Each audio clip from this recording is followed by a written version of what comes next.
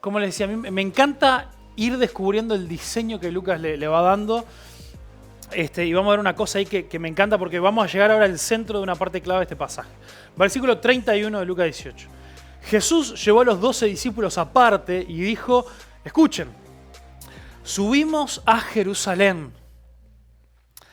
donde todas las predicciones de los profetas acerca del Hijo del Hombre se harán realidad. Será entregado a los romanos y se burlarán de él. Lo tratarán de manera vergonzosa y lo escupirán. Lo azotarán con un látigo y lo matarán. Pero al tercer día resucitará. Sin embargo, ellos no entendieron nada de esto. La importancia de sus palabras estaba oculta de ellos y no captaron lo que decía. Al acercarse Jesús a Jericó, un mendigo ciego estaba sentado al camino. Cuando oyó el ruido de la multitud que pasaba, preguntó qué sucedía. Y le dijeron que es Jesús de Nazaret quien pasaba por allí.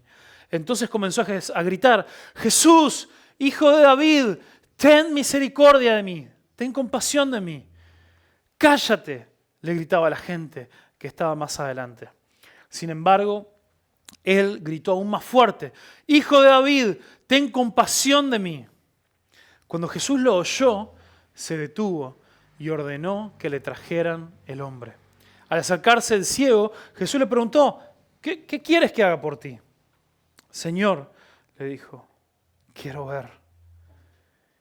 Jesús le dijo, bien, recibe la vista. Tu fe te ha sanado.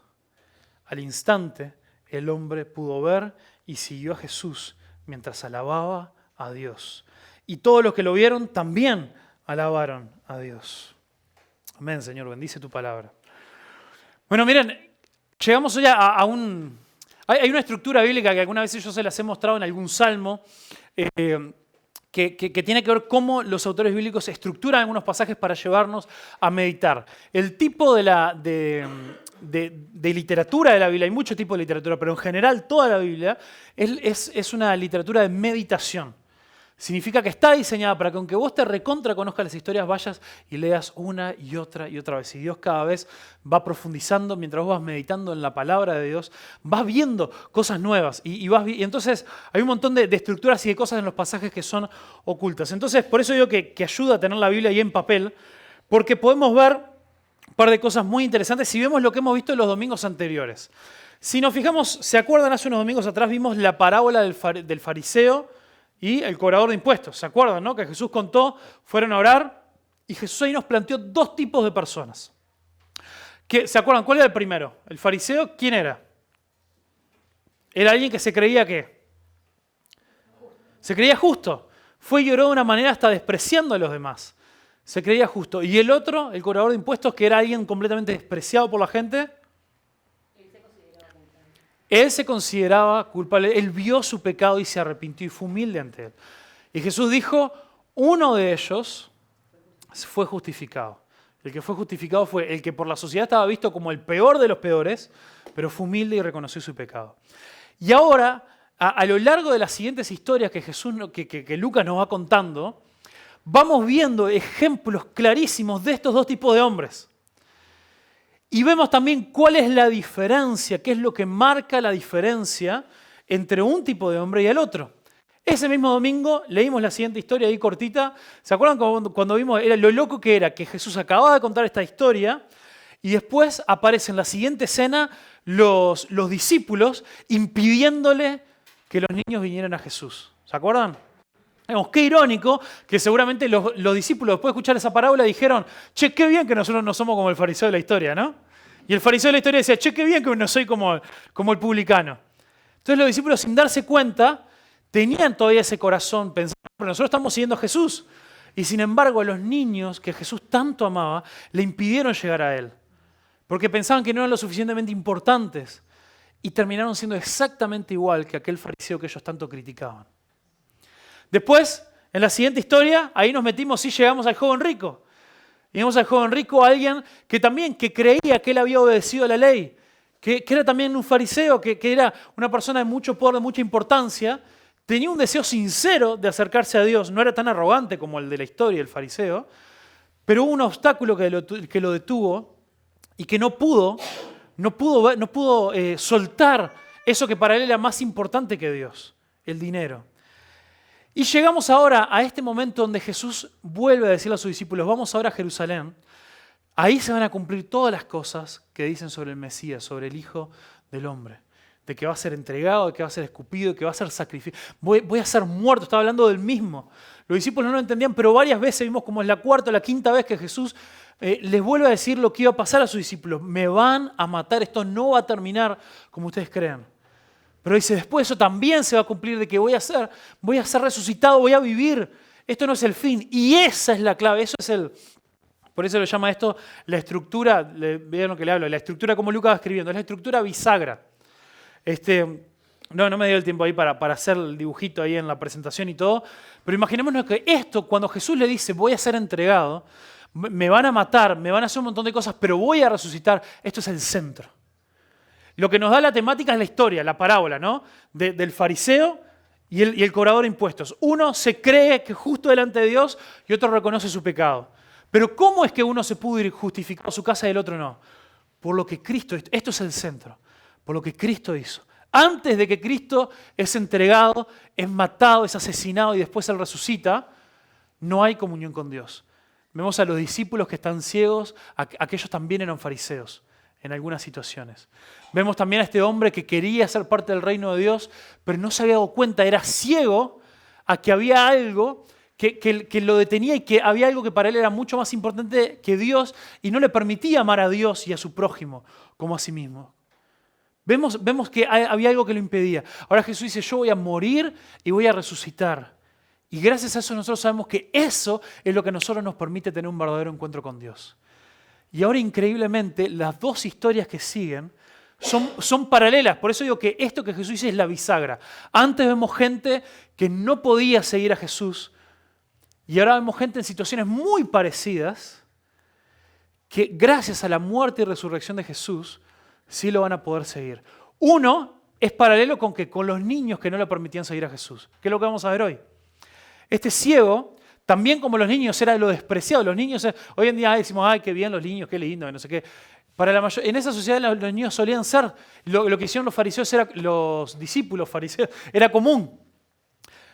Despreciarlos, no escucharlos, no prestarle atención. No había derecho del niño, no había vamos a escucharlos, vamos a saber qué quieren hacer, todo lo demás. No. Tipo, ustedes son el último orejón del tarro.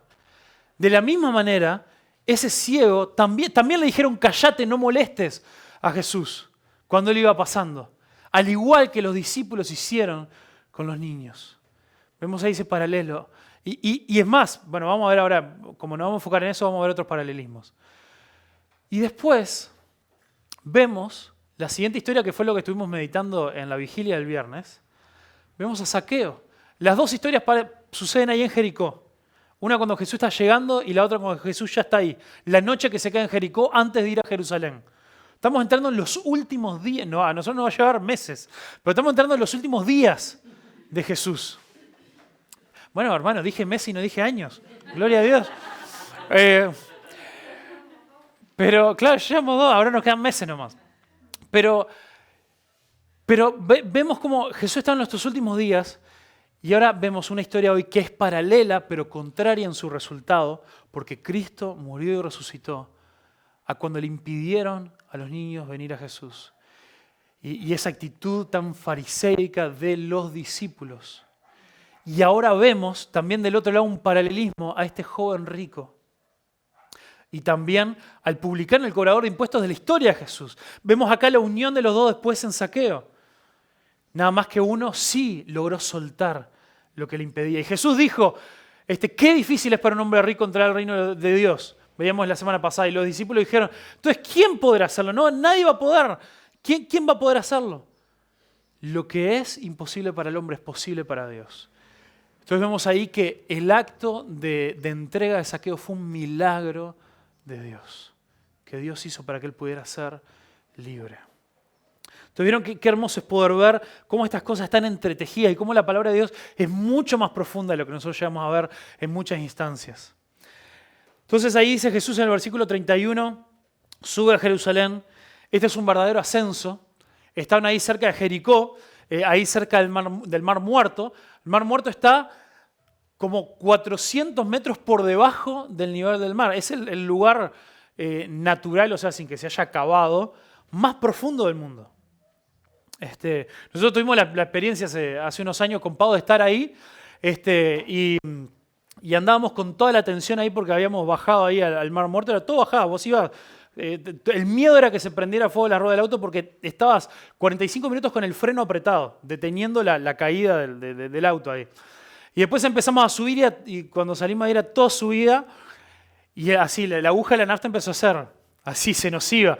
Y no encontrábamos estaciones por ningún lado. Imagínate, si nosotros teníamos todos los nervios y toda la tensión yendo en auto, imagínate ahí, comenzando cuando dice subamos a Jerusalén, era en serio. Estaba hablando de subir cientos de metros hacia arriba en un recorrido de kilómetros que ahora me decía Alex ahí que ya terminó su cuarentena, que escuchame, subió el almacén hasta acá y se quedó sin aire. Imagínate ahí, ¿no? En esa situación. Y realmente podemos sentir cómo físicamente esto también representa la carga que era para Jesús, ese ascenso al lugar del cual Él no iba a volver. Ese ascenso al lugar del cual Él lo iba a dejar todo. Realmente era una ascensión a un lugar difícil, iba a ser difícil en todos los sentidos. Y ahí habla de todas las predicciones, esto ya lo hemos hablado muchas veces, ¿no? Cuando Él usa este título de lo que iba a pasar el Hijo del Hombre. Siempre les digo, ¿dónde se nos enseña quién es el Hijo del Hombre? ¿En dónde? No, en el Antiguo Testamento. Daniel, bueno, eso está bueno, me ayuda a ver. Yo a veces digo, yo le repito tantas veces las mismas cosas, deben estar re podrido, pero no, si no se acuerdan, Daniel capítulo 7, la primera visión que él tiene, nos habla de este como Hijo del Hombre. ¿Y por qué dice? Porque asume que es alguien divino, pero se parece a un hombre, que dice que es atacado por las bestias, pero vence a esas bestias y asciende junto a Dios y se sienta al lado del trono de Dios. Entonces esta imagen que dice, el Hijo, se van a cumplir estas predicciones y tantas otras que sí hay en los otros profetas, en Isaías y todo lo demás, sobre cómo el Hijo del Hombre iba a ser atacado, cómo Él iba a ser entregado, cómo iba a ser traicionado, cómo iba a ser destruido por nuestro bien, por nuestras rebeliones. Pero también al tercer día va a resucitar. Gloria a Dios por eso. Gracias a eso nosotros tenemos vida. Y Jesús dice exactamente cómo sería, da un montón de detalles increíbles, cómo le iban a entregar, cómo le iban a escupir, tantas cosas que iban a pasar, cómo le iban a azotar con látigo y lo iban a terminar matando. Y los discípulos no entienden, una y otra vez, ellos no entienden. Y me parte el corazón pensar cómo para tantos de nosotros, los discípulos llevaban casi 3 años con Jesús. Y cómo para tantos de nosotros nos pasa lo mismo. Hermanos, muchos de nosotros llevamos años escuchando del Señor. Y yo he preguntado, me ha pasado ahí en algunos contextos, acá nomás preguntar, bueno, ¿por qué es que Jesús tuvo que morir por vos? Así, mente en blanco. No entiendo la pregunta. Y me parte al medio del corazón eso. Saber de que muchas veces, a pesar de que lo repetimos una y otra vez, seguimos entendiendo que esto de Dios, esto de, no sé, bueno, y será ir a la iglesia y yo qué sé, tener fe en Dios, será yo que sé, creer que Él existe, que me puede ayudar.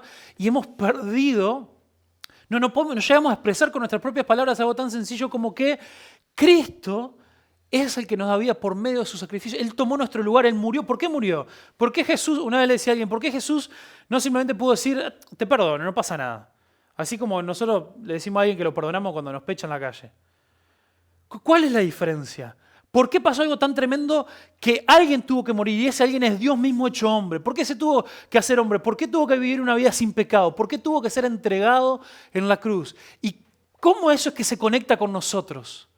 Muchos de nosotros, al igual que los discípulos, no tenemos ni idea de la mitad de esas respuestas.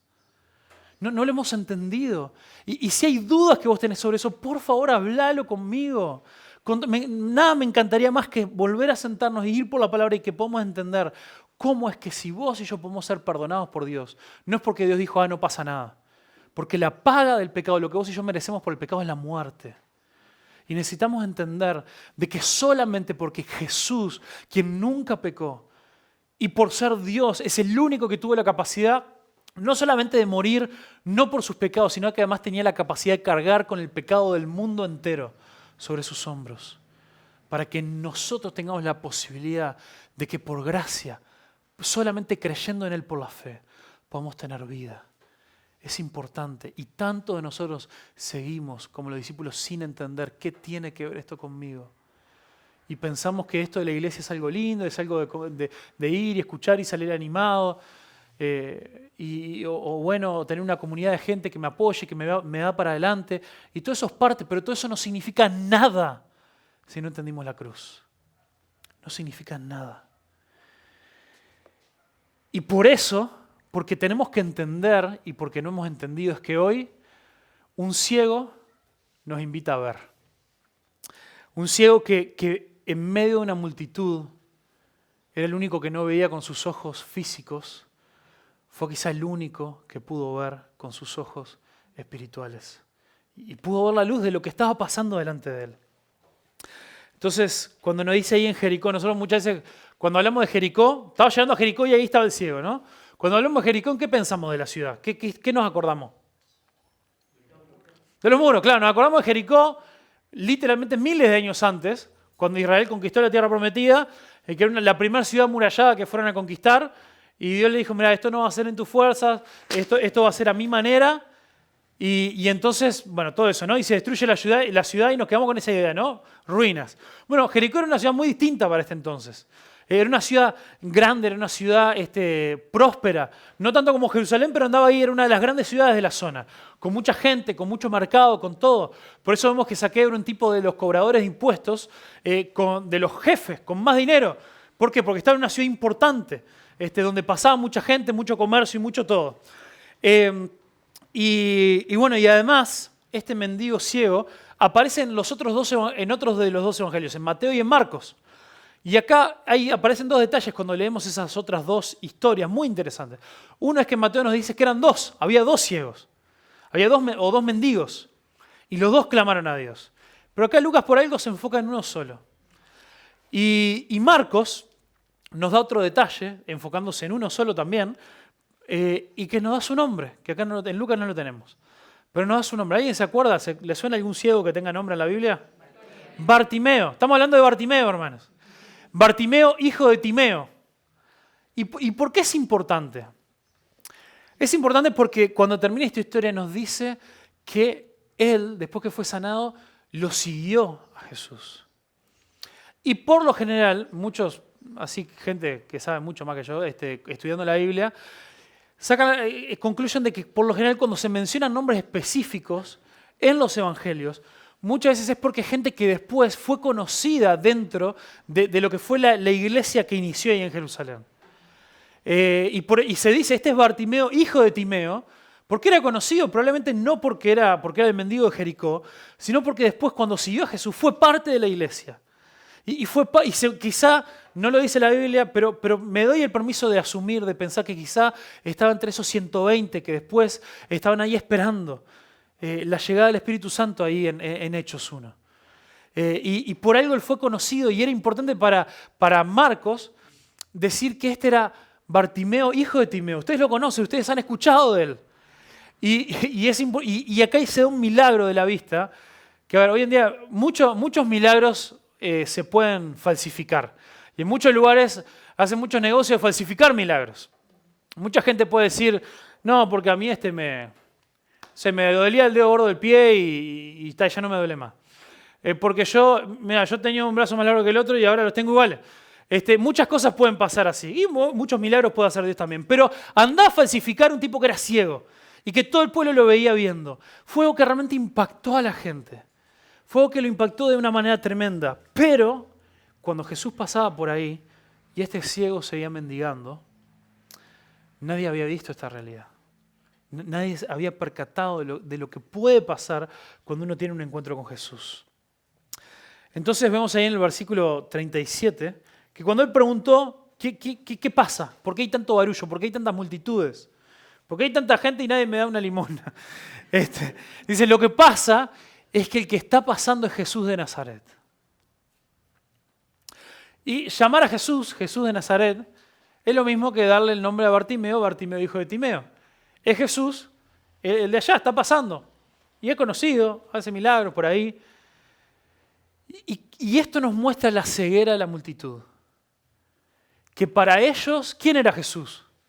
Jesús de Nazaret. Era Facundo de Peñarol, no del cuadro, del barrio. Era Lourdes de Villa Alegría. Bueno, es de allá. Ese Jesús, yo lo conocí, sí, el de allá. Era la forma en la que se identificaba a la gente, por el lugar, por la zona donde venían. Sin embargo, él escucha eso y él ve algo diferente. Él ya había escuchado a Jesús, ya había escuchado de quién él era, de lo que estaba haciendo, de lo que estaba enseñando. La voz se había corrido y aunque se corría la voz, seguía siendo Jesús de Nazaret. Y para tanto de nosotros, Jesús sigue siendo el mismo del cual me contaron toda la vida mi familia, del cual escuché yendo a la escuela dominical. Jesús sigue siendo el mismo que alguna vez leí ahí en la Biblia, del cual alguna vez vi alguna película. Jesús sigue siendo aquel que gente de mi familia me ha contado testimonios y es Jesús ahí, Jesús el de la iglesia. Yo qué sé. Está Jesús el pintor, vieron que siempre hay un Jesús pintor por ahí, ¿no? ¿No le ha pasado? Bueno, pues Jesús pastor he escuchado así también algunos. Vámonos todos para esa iglesia, ya escuchando. Y para nosotros también es Jesús, el de mi familia. Jesús, el de esa experiencia que tuve hace 20 años atrás. Pero Bartimeo sabía que este Jesús no era Jesús de Nazaret. Y también sabía que tenía una sola oportunidad para encontrarse con él. Y llenó sus pulmones de aire y comenzó a gritar: ¡Jesús, hijo de David! ¡Ten compasión, ten misericordia de mí! Comenzó a gritar con desesperación. Y este hijo de David, y de nuevo, si para nosotros Jesús es Jesús de Nazaret, ¿qué vamos a pensar? Che, Jesús no era hijo de José. No hicimos la representación 20 veces el pesebre viviente y era María y José. Y me dijeron que era hijo de José y bueno, hijo de Dios, pero este David, ¿dónde habrá salido? No, pero no, está diciendo hijo de David porque está hablando de David, el rey David, de hace miles de años atrás, por la promesa que Dios le había hecho a David, que iba a venir un descendiente de él, un hijo de él, no un hijo directo, pero era la forma en la que se referían en ese entonces a los descendientes, un hijo del que iba a ser el rey, que se iba a sentar en el trono de David para siempre. Y ahí empezamos a ver las conexiones también con el Hijo del Hombre, con el de Daniel, que iba a ascender a sentarse en el trono para siempre. Entonces comienza a clamar, Hijo de David. Es una forma de decirle Mesías, mi Salvador, aquel por el cual he estado esperando, hemos estado esperando todos. Tened misericordia de mí. Nuevamente una actitud como la del publicano, alguien completamente rechazado por la sociedad. Ahora no por el trabajo que tenía, sino por su condición. Y él sabía que lo que él tenía que rogar era por misericordia. No exigió, Dios, Jesús, vení a sanarme porque me tenés que sanar, porque se me antoja, porque te lo pido, porque yo tengo fe. No, él rogó por misericordia. Él entendía que él no era nadie, que él no era nada. Y no, como una de las reflexiones ahí que mandé por el grupo de ahí de devocionales y que después publiqué por ahí, él no andaba ahí pidiéndole a Jesús que le levantara su autoestima ni nada, porque yo soy, yo me tengo que amar a mí mismo ni nada de eso. Él decía, no, tened misericordia de mí, porque yo necesito ayuda, pero sé que no la merezco. Yo necesito ayuda, pero sé que no soy nadie. Y empezó a clamar por misericordia, por compasión. Esta expresión, ten misericordia de mí, aparece decenas de veces a lo largo de los salmos y es cada vez que el corazón del salmista se quebranta y dice, necesito Dios, mi alma clama por ti, ten misericordia de Dios, sé propicio a mí, mírame con favor, porque no lo merezco, pero necesito de vos. Por favor. Y la gente lo calló. La gente le dijo, salí de acá. La gente le dijo, no te no estorbes, salí del camino. De nuevo, como veíamos el paralelismo, como hicieron los discípulos con los niños, que le dijeron no estorbes, no molestes. Jesús tiene cosas más importantes para hacer. ¿Y qué sorpresa se llevaría Jericó? Porque primero Jesús se detendría a hablar y a sanar al más despreciado del pueblo, y segundo se detendría, el próximo pasaje, a hablar y a cenar y a pasar la noche en la casa del más recontra despreciado del pueblo, el cobrador de impuestos. Pero él insiste.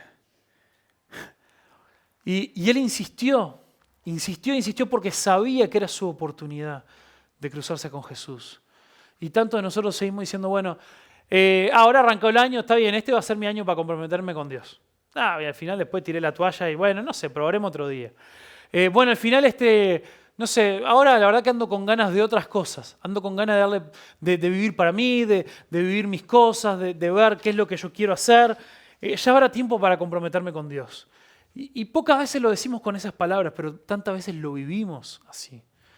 Vivimos haciendo a Dios a un lado y no lo hacemos nuestra prioridad porque dejamos que la vida se nos pase por delante.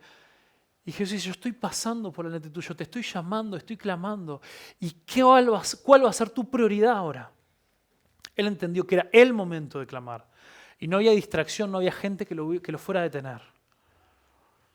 Entonces, hay muchos obstáculos que a veces se nos presenta, gente que nos quiere alejar de Dios. Y nosotros somos llamados a insistir, a ir hacia adelante, a decir, este es mi momento de aferrarme a Dios con todas mis fuerzas. Ahora Jesús acababa de predecir exactamente con lujo de detalle la forma en la que él iba a morir. Él precisaba, si sabía que iba a tener un encuentro con Bartimeo, precisaba escucharlo. ¿Qué piensan ustedes? ¿O sabría que Bartimeo estaba ahí a la vuelta? Tenía clarísimo. Jesús andaba clarito con la agenda, tenía todos sus encuentros con la gente ahí agendados. No se lo andaba diciendo a la gente, pero él tenía clarito las cosas que iban a pasar. No era que si él no gritaba o lo que sea, y Jesús decía, no sé, había un ciego por ahí, no lo vi. Disculpa, no me di cuenta. El que necesitaba insistir, el que necesitaba gritar, el que necesitaba clamar, era Bartimeo, era el ciego. Entonces, el ciego necesitaba insistir porque hay cosas en nuestra vida que nos mandan a callar en nuestra búsqueda de Dios. A veces son personas, a veces son gente que nos atan, que nos retraen, a veces son situaciones en nuestra vida. Hay tantas cosas que a veces nos dicen, que nos dicen eso, que no valemos, que Dios no tiene nada para hacer con nosotros, que Dios ya terminó con nosotros y no va a poder avanzar en nuestro proceso de santificación. Hay tantas cosas que nos hacen pensar que está bien, aquella persona, está bien, se consagró, aquella persona está viviendo para vos, Señor, pero yo no voy a poder. Porque yo, soy un mendigo de la vida. Yo no fui creado para cosas grandes. Y sin embargo, Dios nos llama a decir, clamá, buscá a Dios, que ningún obstáculo te detenga. Y después Jesús, cuando él clamó y dijo, para, que acá tengo a la persona con la que me tengo que encontrar. Jesús le dice a la gente que lo traiga. Hubo todo ese esfuerzo. No es que Jesús, ¿para qué? ¿Para qué ciego? ¿Para qué voy yo? No lo complican, yo voy hasta ahí. Jesús se paró donde estaba y dijo, tráigamelo. Y parece como medio raro eso, ¿no? Decir, Jesús, ¿qué te costaba? Si vos podías ver bien, estaba una multitud media compleja ahí. Pero esto no era parte del paso que Bartimeo tenía que dar. Primero, no hacerle caso a las críticas, a la gente que callaba, insistir, gritar, no saber dónde Jesús estaba, y decir, tener misericordia de mí, reconocer públicamente su condición de necesidad. Y ahora ahí, sin ver hacia dónde, escuchando la voz de Jesús, pararse y dar pasos hacia Él. Y Jesús termina con una pregunta que parece que Jesús, no sé, se había levantado de mal humor ese día. Porque no solamente que no va directo a Él, espera que Él grite y que Él clame, no solamente que le diga, tráigamelo hasta acá, sino que lo mira así y le dice, buenas, ¿qué te puedo ayudar? ¿qué querés que te haga? Le dice. ¿Qué quieres que te haga? Y uno diría, y no es claro, ¿no? ¿No? Tengo un bastoncito acá que me está complicando un poco. Pero Bartimeo no se distrajo, Bartimeo no se molestó con eso, porque su corazón ya estaba humillado. Su corazón ya estaba humilde delante de Dios. Y él le dijo, Señor, quiero ver. Y no le dijo, quiero ver, no le dijo, dame la vista. Arrancó diciéndole, Señor. Y no era porque Jesús ya había cumplido 33, entonces ya estaba medio grande. Y vieron cuando, sabes que te estás poniendo viejo cuando ya no te dejan de decir muchacho y te dicen Señor. No. Señor era la palabra Kyrios, que es una palabra que más que Señor significa casi que amo. Cuando nosotros hablamos de hacer a Cristo nuestro Señor y Salvador, estamos hablando de que Él se convierte en dueño nuestro, que nosotros le entregamos toda nuestra vida. Y Él dijo eso antes de que le diera la vista, le dijo eso antes de que Él vociferara su necesidad específica. Le dijo, vos sos mi Señor. Yo a partir de este momento te entrego, haya milagro o no haya milagro, vea o no vea, yo sé que vos sos el Hijo de David. Yo sé que sos a quien yo estaba esperando. Y sos mi Señor. Tantos de nosotros andamos ahí con necesidades por la vida. Y andamos gritándole a Dios a lo lejos, quiero ver, quiero ver, quiero ver. Y no pasamos por el paso ni de reconocer quién es Dios. No pasamos por el paso de humillarnos delante de Dios, reconociendo quiénes somos nosotros. No pasamos por el paso de entregarle nuestra vida a Dios. Y andamos pidiendo que Dios nos cambie una vida cuando el verdadero cambio de nuestra vida va a comenzar cuando Él cambie nuestro corazón. Y recién después de esas tres cosas, reconocer quién era Jesús, reconocer su condición y entregarle su vida a Dios, le dijo, quiero ver.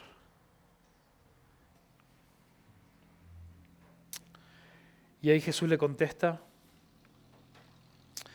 bien, recibe la vista. Tu fe te ha salvado. Y esto lo vimos en otro de los milagros de Jesús, que la palabra está salvado, en algunas traducciones se traduce como sanado, en otras salvado, porque es una palabra muy particular. La palabra sozo, que es tu fe te ha hecho completo. Tu fe te ha sanado tus heridas, tu fe te ha restaurado, te ha vuelto a la forma original en la que yo te creé y en la que yo quiero que vos vivas tu vida para siempre. Y era importante la pregunta de Jesús. Porque muchos de nosotros, yo recién te dije, no pasamos por estos procesos necesarios para un encuentro con Jesús. Reconocer quién Él es, reconocer nuestra necesidad, o reconocer nuestra condición y entregarle nuestra vida. Pero muchos de nosotros, tristemente, ¿saben por qué no hacemos estas cosas? Porque no tenemos ni idea de lo que necesitamos. Somos ciegos pidiéndole a Dios que se nos vaya el dolor de espalda. Y no tenemos dolor de espalda. Somos ciegos. Somos ciegos pidiéndole a Dios que se nos vaya el dolor de cabeza. Y no tenemos dolor de cabeza. Somos ciegos. Entonces muchas veces nosotros tenemos una necesidad increíble en nuestras vidas y no hemos hecho bien el diagnóstico. Imagínate, si venía ahí ciego Bartimeo y Jesús le decía, ¿qué necesitas? ¿Cómo te puedo ayudar? Él decía, no, ¿sabes qué? Ando con las zapatillas media gastadas, Jesús, ¿no te animás a conseguirme unos championes nuevos? Y muchos de nosotros hacemos eso con Dios. Decimos, Dios, yo necesito un mejor trabajo. Porque no me alcanza, no llego a fin de mes. Y en realidad lo que pasa es que nunca le entregaste tu vida a Dios y Dios nunca se hizo Señor tuyo y por tanto nunca le entregaste tus finanzas a Dios. Y vos querés un mejor trabajo, pero ese mejor trabajo y ese mejor sueldo nunca te va a alcanzar porque tus prioridades no van a estar en el lugar correcto y vas a gastar en cualquier cosa. Señor, yo necesito que restaures mi familia. No aguanto a mis hijos, tan insoportables mis hijos. Y en realidad tu necesidad es que vos tengas, primero, Dios va a obrar en tus hijos, pero primero que vos tengas un corazón y una comunión tan íntima con Dios que Él te muestre cómo actuar y cómo obrar y cómo ser también representante de Dios, del reino de Dios en tu familia. Señor, saname de esta enfermedad. Y no estamos viendo que tenemos un problema de carácter tremendo en nuestra vida y Dios está usando esa enfermedad para cambiar nuestro carácter. No vemos nuestra necesidad. Y nuestra mayor ceguera es cuando no vemos nuestra necesidad, que ni siquiera conocemos a Dios, que ni siquiera nos hemos encontrado con Él.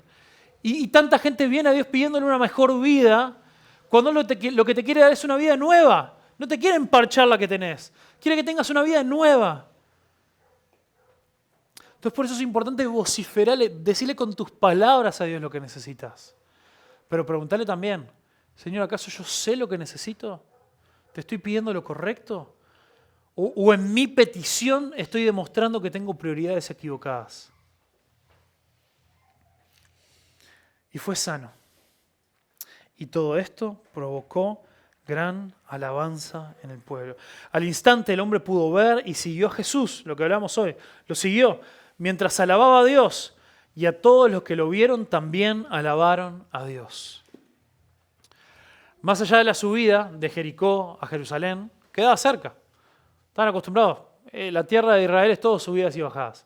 Quedaba cerca igual. Y se venía la Pascua en unos días. La mayoría de esta multitud iba a estar en Jerusalén. Quizá la entrada triunfal a Jerusalén comienza con Hijo de David, Hosana al Hijo de David. Porque quizás escucharon a Bartimeo por ahí gritarle Hijo de David y dijeron, es verdad, vamos a recibirlo en Jerusalén como Hijo de David. Fue el último milagro que Jesús hizo. Fue el último de todos los evangelios, es el último milagro que Dios hizo, que Jesús hizo así visible, físico sobre alguien, fue este. Y la gente quizás agarrándose de eso lo recibió en Jerusalén como Hijo de David. Hosana al que viene en el nombre del Señor. Y este pueblo tuvo una adoración pasajera, porque unos días después le iban a estar entregando. Y esta es prácticamente la última historia gozosa y linda y de celebración que tenemos hasta la resurrección de Jesús. Así que vamos a tener unos meses complicados. Pero es importante que nos sumerjamos en la tristeza de la realidad de lo que sucedió con Jesús, para comprender lo glorioso de la salvación que vos y yo disfrutamos. ¿Cuál es tu necesidad? ¿Estás clamando por el único que te puede ayudar?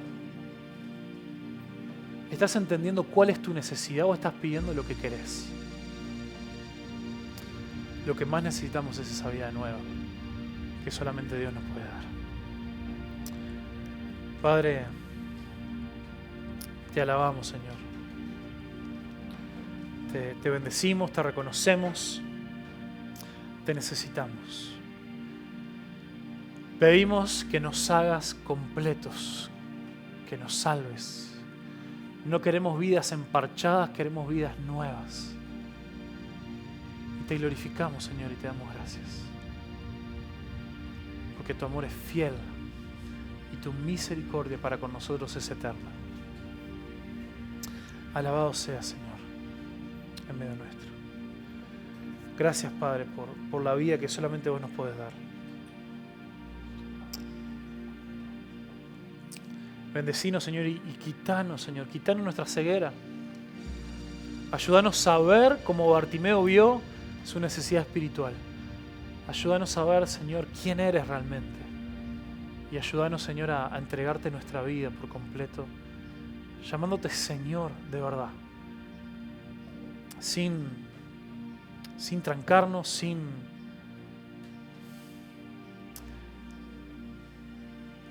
sin poner excusas, sin hacernos los superados, sin dejar que nadie nos diga ni señale nada en nuestra vida porque nos molesta, porque no nos gusta que se metan en nuestra vida.